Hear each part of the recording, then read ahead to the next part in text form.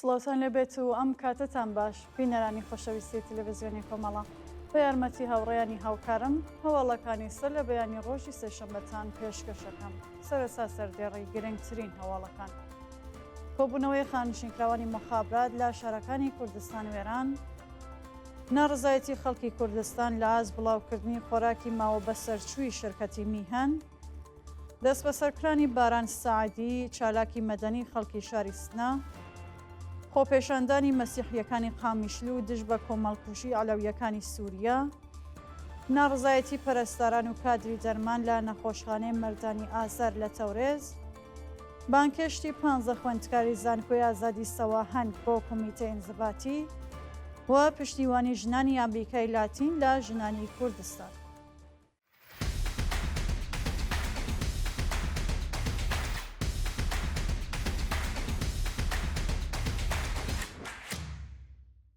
کۆبوونەوەی خانشینکراوانی مخابرات لە شارەکانی کوردستان و ئێران. ڕۆژی دووشەممە 20 ڕەشەمەی 1403 خانشینکراوانی مخابرات لە شارەکانی کوردستان و ئێران بە پێڕەواڵی هەر هەفتە دژ بە نەزانی داخوازیەکانیان ڕۆژانە سەر شەقام و خۆپێشاندانیان کرد. بە پێ راپۆرتەکان خانشینکراوانی مخابرات لە شارەکانی سنە، مەریوان، بیجار، هەمەدان، بەندەر عەباس و چەند شاری دیکە ئێران لە ئازدۆخی خراپی معیشەتی ناڕزایەتیان دەربڕیوە. خانشینکراوان با کۆبوونەوە لە بەردەم ئەو شرکەتە خوازیاری زیادکردنی حەقدەست، دابینکردنی بیمەی تەکمیلی، بەهرەمەندبوون لە مەزایە خانەنشینی و هاوسانسازی حەقدەست بوون. ناڕزایەتی خەڵکی کوردستان لە ئاز بڵاوکردنی خۆراکی ماوە بەسەرچووی شرکەتی میهەن. بەپێ هەواڵی گەیشتوو خەڵکی شارەکانی کوردستان لە ئاز بڵاوکردنی خۆراکی ماوە بەسەرچوو لەلایەن شرکەتی میهەن ناڕازین و دەڵێن دەوڵەت بە ئەنقەست تەندروستی خەڵکی خستووەتە مەترسیەوە.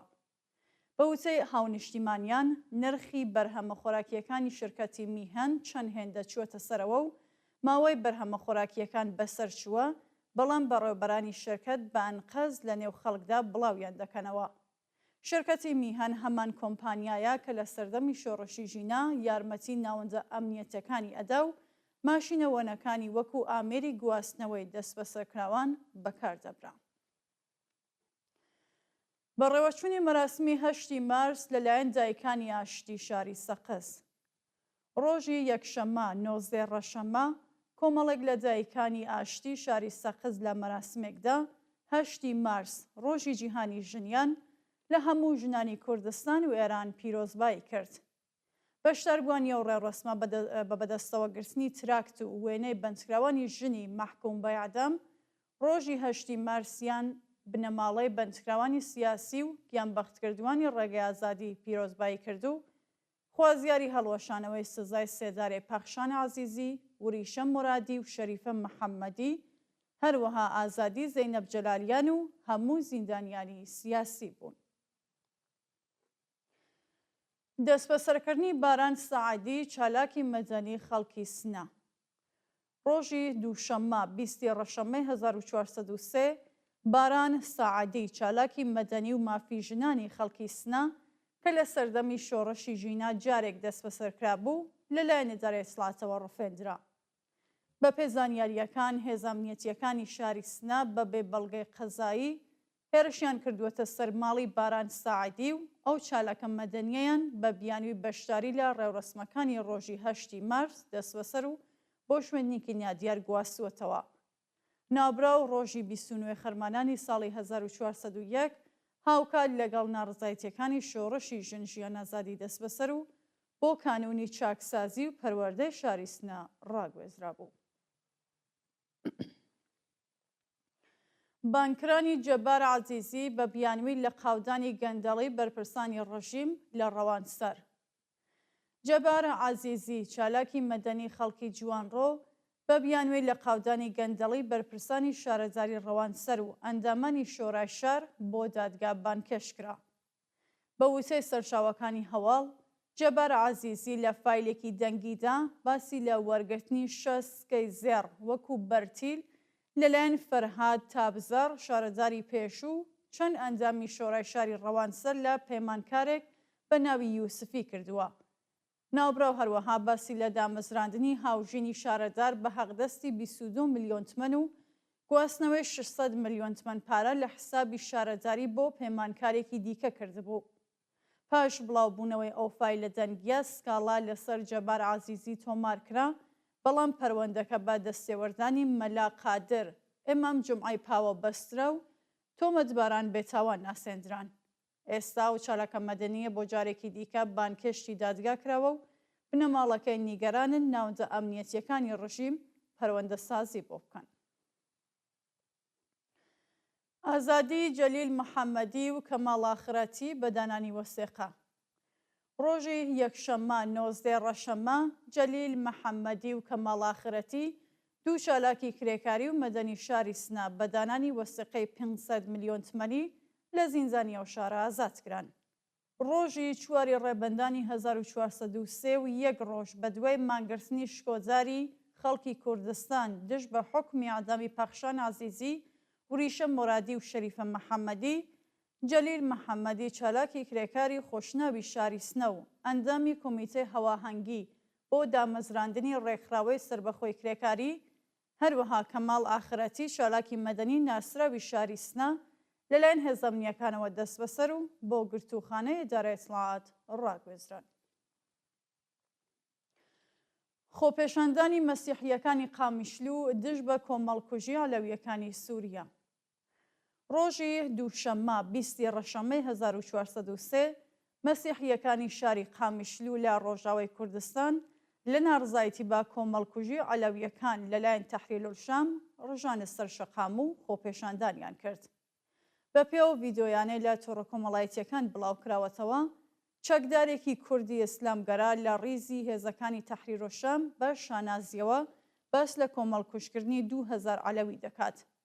بڵاوبوونەوەی دەیان وێنەی ناخەژێن لە تەرمی ژنان و منداڵان کاردانەوەی توندی کۆمەڵگەی جیهانی بە دوای خۆی داهێناوە و ئەحمەد شەرع باسی لە سزادانی تاوانباران کردووە، بەڵام کەس باوەڕ بە فەرماندەی پێشووی ئەلقاعیدە ناکات.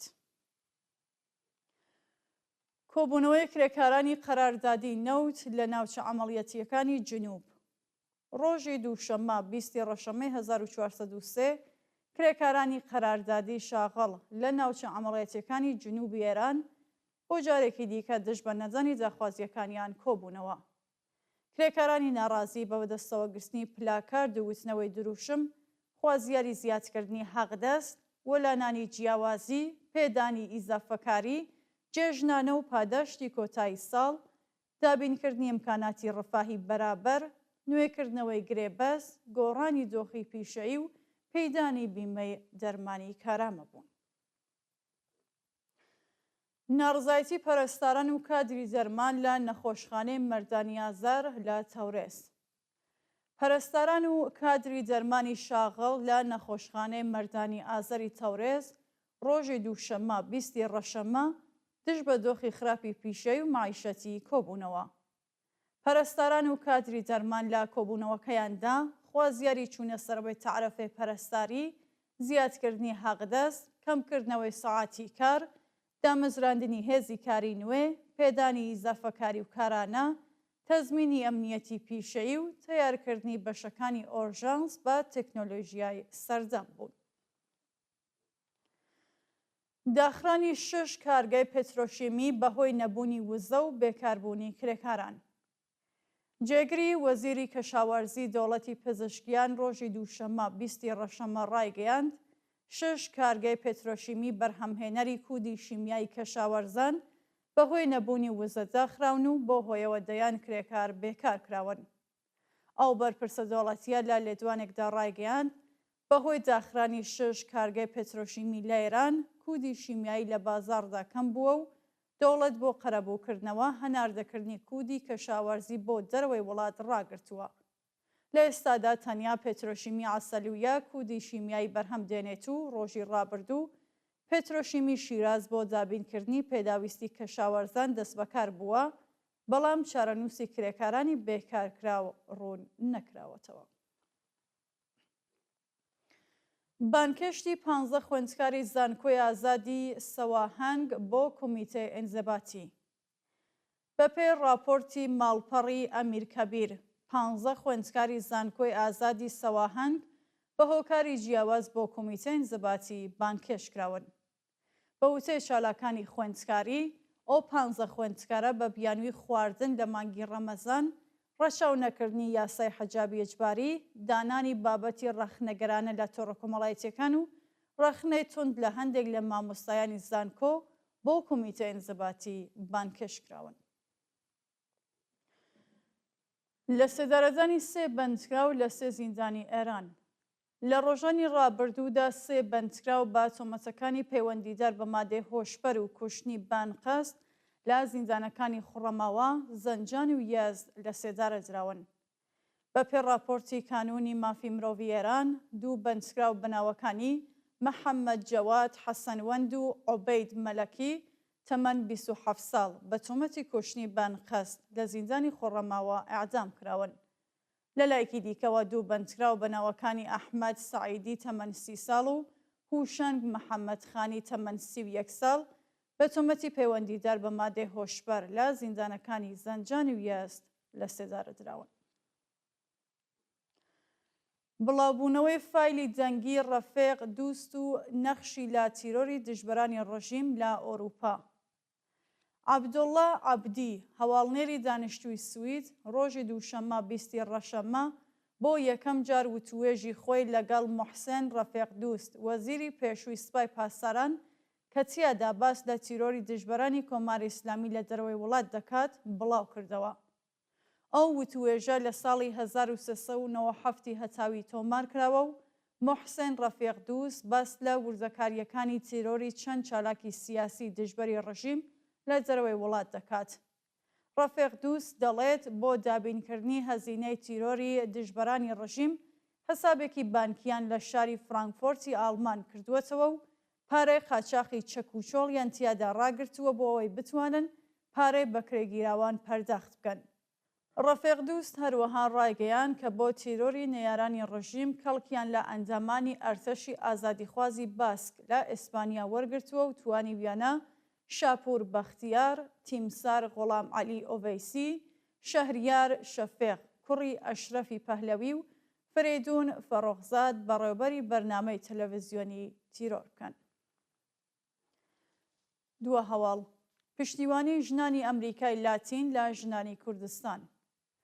هاوکات لەگەڵ ڕۆژی 8 مارس ژنانی ئەمریکای لاتین لە مەراسمەکانی ئەو ڕۆژەدا بە بەدەستەوەگرتنی وێنەی ژینا ئەمینی و ژنانی کوردی مەحکوم بە ئیعدام پشتیوانی خۆیان لە خەباتی ژنانی کوردستان بۆ گەیشتن بە ئازادی و بەرابەری دووپات کردەوە. بەپێو ڤیدۆیانەی لە تۆڕە کۆمەڵایەتیەکان بڵاوکراوەتەوە، ژنانی بەشدار لە ڕێوڕسمەکانی 8 مارس لە مێکزیک، کۆلۆمبیا، ئەرژانتین، شیلی و ئۆروگوئێ وێنەی ژینا ئەمینی، پاخشان عەزیزی، وریشە مۆرادی و شەریفە مەحەممەدیان بەدەستەوە گرتووە و دژ بە کۆماری ئیسلامی دروشمیان بەرز کردووەتەوە. ژنانی تێکۆشەری ئەمریکای لاتین لە چەند بەیان نامەی جیاجیەدا پاڵپشتی خۆیان لە بزوسنەوەی ژن ژیان ئازادی دووپات کردەوە و خوازیاری سزادانی بەرپرسانی جەنایەتکاری کۆماری ئیسلامی بوون. بینەرانی خۆشەویست، هەواڵەکانمان پێشکەشکردن، هەر شاد و ئاسوودە.